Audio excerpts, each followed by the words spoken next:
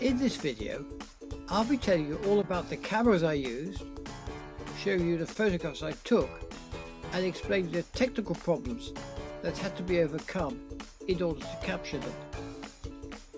I very much hope to inspire everyone passionate about photography to recapture the true meaning of traditional photojournalism by starting to tell stories with their cameras.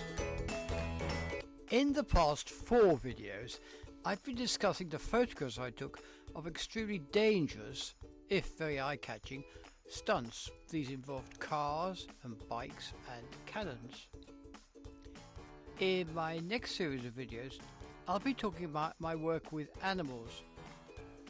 Newcomers to show business are often advised never to work with children or animals, and any photographer who's tried to capture either of these subjects will probably know from bitter experience just how wise that advice is. While such subjects are certainly more easily available to photograph than crashing cars or blazing bikes, both require patience and some specialist knowledge in order to capture truly memorable images. During my work as a photojournalist, I photographed animals ranging from dogs to dolphins and killer whales to cute kittens. These were all shot typically on my trusted Nikons. One of my favourite stories to cover were those involving horses, with subjects ranging from photographing the daily life of technicians in the UK's drug testing laboratory to horse guards training their animals to remain calm and steady when standing close to military bands or even lone buglers. One of the most enjoyable stories I worked on involved a football-playing horse who loved nothing better than a brisk game, and then accompanying his owner to the local pub where he swallowed a couple of pints of beer, usually at a single gulp. The horse, a magnificent 7-year-old stallion named King, was owned by Bill Foyle, a farmer and cowboy enthusiast. He was such a fan that he even decorated his home in the best traditions of the Wild West. Bill, who had purchased King from a market trader for £35, soon discovered his horse not only enjoyed playing football, but was rather good at it, especially when in goal. Admittedly, the football was occasionally deflated by King's over-eager mouth as he leapt to make a catch, but Bill considered this a small price to be paying for playing. I discovered this fascinating story while going through a local Essex newspaper, which had relegated its account to a single column and one small photograph. After a few phone calls, Bill proved only too willing to cooperate and explained that he played football with his horse every Saturday afternoon during the season. The following weekend, the three of us spent a very exhilarating 90 minutes on a recreation ground.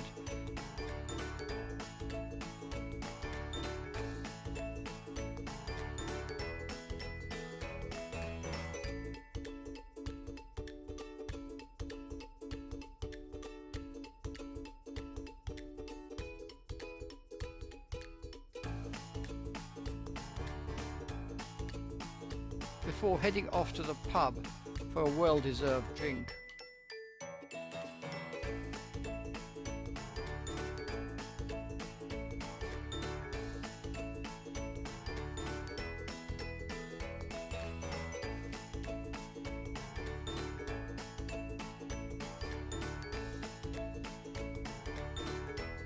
There are some basic techniques you should master before trying to take photographs of domesticated animals, whether indoors or out.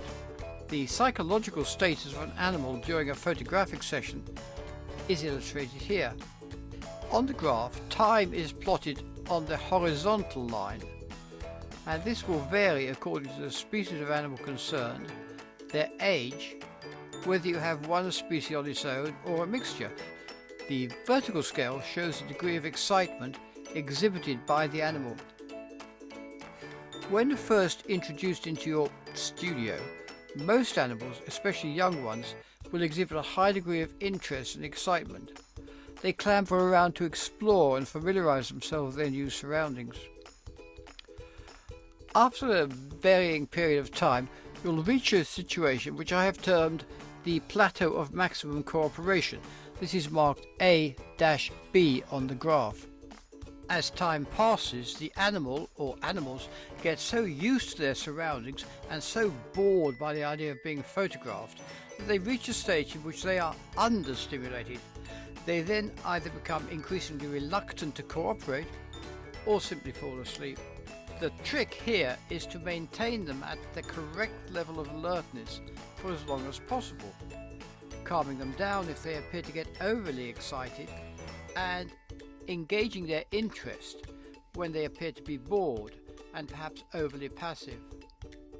In my next video, which I'll be posting in 2 weeks' time, I'll provide more practical advice on how best to photograph animals and also describe my work photographing lions.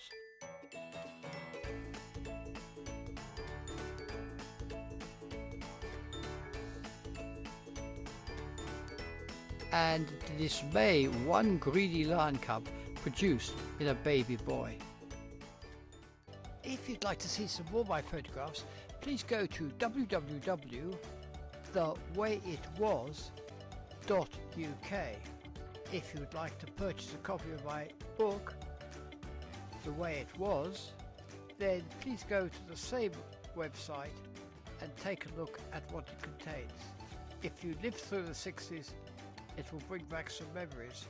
If you never lived through the 60s, you'll find a foreign country where they do things very differently.